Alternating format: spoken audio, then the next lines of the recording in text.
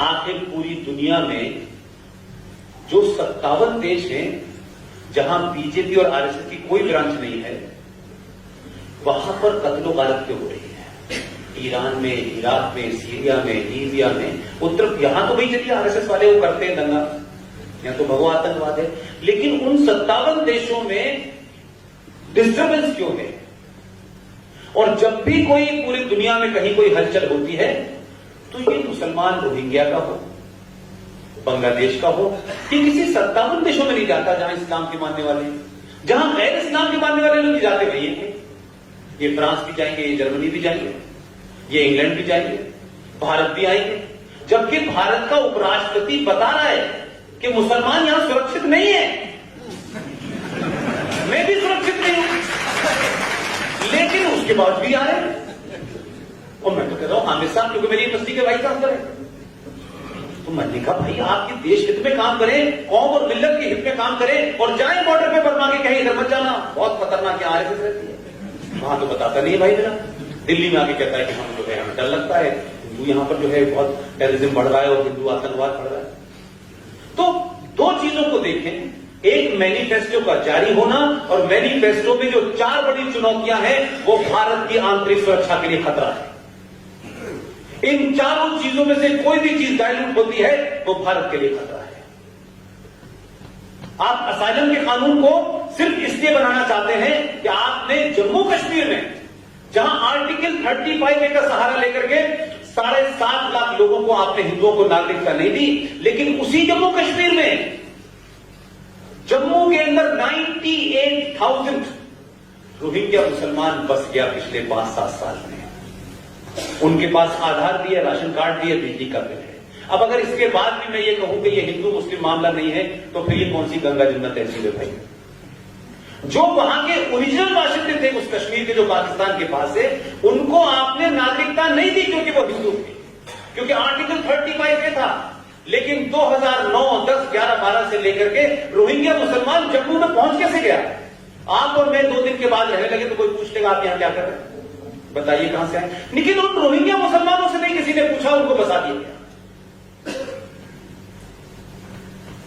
लिहाजा ये सरकार रहती है नहीं रहती है ये अलग विषय है, लेकिन जिन लोगों ने मैनिफेस्टो जारी किया है वो आंतरिक सुरक्षा के लिए चलना चाहिए। इसलिए मैं कह रहा हूं कि 70 साल पहले जो चीजें की गई, संवैधानिक तौर पे की गई, और जिस तरीके से एक के बाद आती चली गई, उससे उन आतंकवादियों को, उन गद्दारों को, देश तोड़ने वाली ताकतों को लगातार कहां से ऑक्सीजन मिल रही थी, ये इस मैनिफेस्टो के बाद ओपन हो गया। अब कोई कंफ्यूजन नहीं है, अब कोई कंफ्यूजन नहीं है। इसलिए अपना वोट जब 23 तारीख को आप डालने जाएं तो भारत के संविधान का 15वां भाग जरूर पढ़ के जाइएगा। भाग 15 संविधान का जो है, नहीं हो तो मैं उसका कागज आपको रिव्यू भेज देता हूं। वोट डालने से पहले एक बार उसको देख लीजिएगा, सिर्फ देख लीजिएगा कि भाग 15 पे क्या लिखा हुआ है। मेरी पूरी कन्विक्शन के साथ कह रहा हूं, आप वोट सही जगह डालेंगे, सिर्फ उसे देख लीजिएगा कि यार ये भारत का जो संविधान है, जो ओरिजिनल संविधान है, इसके पहले पेज पे क्या तस्वीर बन रही है, इसके भाग 15 पे क्या तस्वीर बन रही है। आखिर ये कौन लोग थे जिन्होंने संविधान बनाने के बाद जब उनसे कहा गया कि संविधान तो पूरा ब्लैंक है, तो इन खाली जगहों को भरा जाए, तो उस वक्त की संविधान सभा की सबकी सहमति से उसमें रामचंद्र जी की तस्वीर है, उसमें सीता की तस्वीर है, उसमें अर्जुन की तस्वीर है, उसमें गुरु गोविंद सिंह की तस्वीर है, उसमें शिवाजी की तस्वीर है। तो भाग 15 जब देख के आप जाएंगे और देखेंगे आखिर क्या वजह थी, इनको संविधान के लोगों ने जगह दी, इनकी तस्वीरें हुई, और क्या वजह है कि आज इस देश में जिन लोगों ने इनकी हत्याएं की हैं, उनके मानने वालों को आपको वोट देना है, या इन्होंने जो सेक्रीफाइस किया है उनको वोट देना है। वो तस्वीर देख के जाइएगा।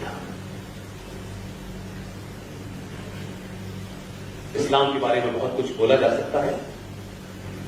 इस्लाम मेरे कन्विक्शन, मेरी पढ़ाई, मेरी जानकारी, तमाम 10 साल बाद 15 साल लोगों से मिलने के बाद मैं मानता हूं Islam is not a religion.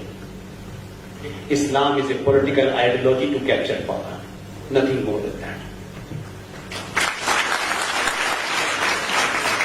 किसी के धर्म, किसी की भावना को मैं ठेस नहीं पहुंचाना चाहता, लेकिन किसी की भावना और किसी का अधिकार और किसी का धर्म अगर मेरी भावना को ठेस पहुंचाएगा तो मैं उससे दुगनी ठेस पहुंचाऊंगा। अगर आदर चाहते हो, अगर इज्जत चाहते हो तो इज्जत पहले दीजिए आप, उसके बाद मिलेगी। ये फ्री में नहीं मिलने वाली आपको कि एक आदमी, मैं जा रहा हूं कल परसों, मुझे बुलाया हुआ हैदराबाद में,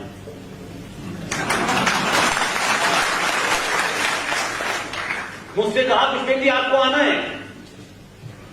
मैंने यहां जो हमारे साथी हैं ये हरीश भाई, इन्होंने बड़ौदा में 2 प्रोग्राम रखे। मैंने कहा एक कैंसिल कर दीजिए 9 तारीख का, क्योंकि 9 तारीख को शाम 5 बजे वहां जो टाइम होता है कैंपेसिंग का वो खत्म हो जाएगा। मैं किसी पार्टी के लिए नहीं जा रहा, लोगों ने कहा जो आप कहते बस यहां कह दीजिए।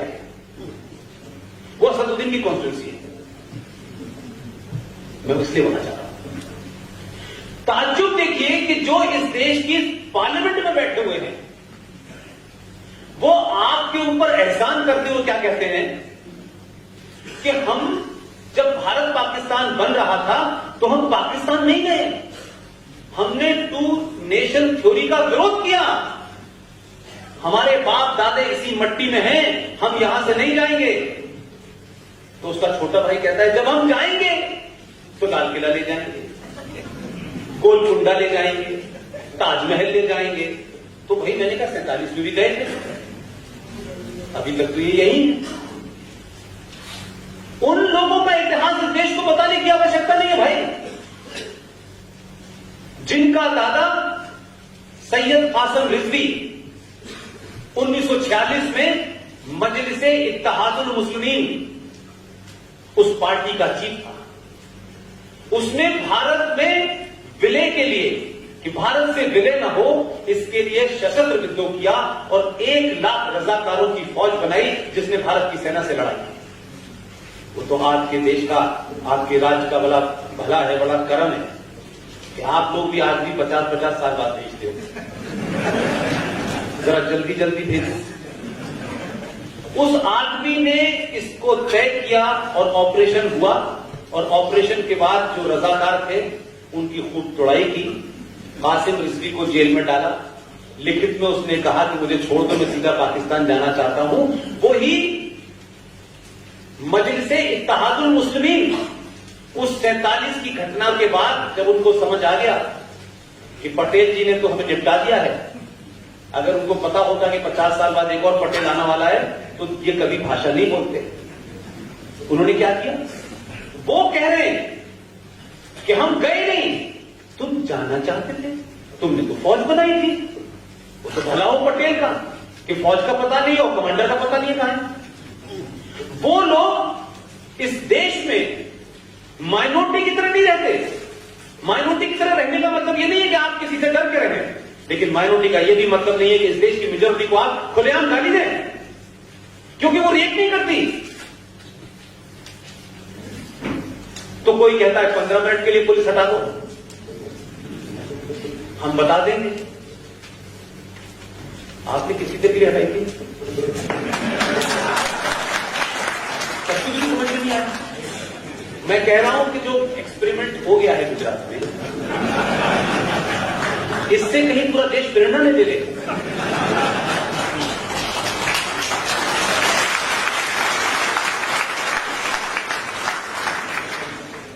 इतने बड़े जलसे को इतने प्रबुद्ध लोगों के सामने बोलना, मेरी ना तो इतनी उम्र है, ना मेरा इतना ज्ञान है, और आप मेरी बात सुने इतनी देर तक, इतने धैर्य के साथ सुने, इतने तहम्मुल के साथ सुने। मेरी उर्दू भी आपने बर्दाश्त की, कुरान भी बर्दाश्त किया, लेकिन मैं एक ही बात की समझ से इसलिए कह रहा हूं कि ये स्पीच जब पढ़ेगी, मेरे बहुत मित्र हैं कल मेरे साथ कार में आ रहे थे, कुछ देर से कुछ कहना चाहते थे, इनके चेहरे के एक्सप्रेशन से मैंने कहा आप कह दीजिए अगर कोई बात ऐसे है मन में आपके। मैं भी पहली बार इनसे मिला, तो इन्होंने कहा मैं एक बात आपसे पूछना चाहता हूं। मैंने कहा पूछ ही लीजिए, मैं तो एक ही बात बता रहा हूं सबको। इन्होंने कहा मेरी कह के रुके, तो मैंने कहा आपकी पत्नी ने कुछ कहा है क्या? तो बोले आपने बिल्कुल सही पकड़ा। मैंने कहा मैं ये भी बता देता हूं कि आपकी पत्नी ने क्या कहा है। बोले जैसे ही वो आपकी स्पीच उसने सुनी, और बोले ये तो मुसलमान है, ये क्या बिस्मिल्लाहिर्रहमानिर्रहीम कहता है, मैं इसकी बात ही नहीं सुनूंगी। मैंने कहा यार मैं तो 10 सेकंड के लिए बोलता हूं, उतने में मुझे मुसलमान बना दिया आपने। तो ये जो बिस्मिल्लाहिर्रहमानिर्रहीम के बारे में बहुत सारे लोग लिखते हैं, बहुत सारे लोग कहते हैं आप जय श्री राम क्यों नहीं कहते? मैंने कहा जय श्री राम के लिए यूपी में मुख्यमंत्री है तो यार तो कहते हैं ना भाई। बिस्मिल्लाहिर्रहमानिर्रहीम का सिर्फ इतना ही मतलब होता है कि मैं अपनी बातचीत अल्लाह का नाम लेके शुरू करता हूं। अब मुझे बताइए ये नाइंसाफी है कि नहीं? मैं 1 घंटे तक कुरान शरीफ पे बोलूं, मोहम्मद साहब पे बोलूं और अल्लाह का नाम ले लूं, उसका ग्रेटफुल होके तो बात करूं। आप लोगों ने मुझे सुना, सच बता रहा हूं कि इतने सारे प्रोग्राम हुए, इतनी तादाद में, इतने पेशेंस के साथ, इतने डिसिप्लिन के साथ, इतने प्रबुद्ध लोग किसी शहर में मुझे सुनने आए, इसके लिए मैं आपका तहे दिल से शुक्रगुजार हूं। लेकिन इसी वादे के साथ मैं आपसे कह रहा हूं कि ये पानीपत का चौथा युद्ध है, इस पे गलती मत कीजिएगा।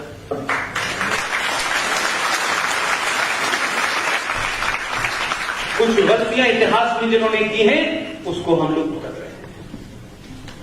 आप अपने लिए नहीं, आने वाली जनरेशन, आपको कोई पॉलिटिकली इनकरेक्ट कहता है कि आप कम्युनल है कि ना भाई हम कम्युनल हैं। हमारे लिए ये देश अगर कम्युनल होने से बचता है तो हम महाकम्युनल हैं।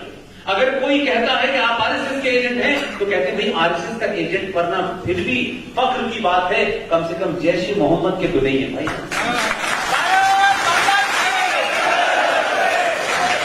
बहुत बहुत शुक्रिया, खुदा हाफिज।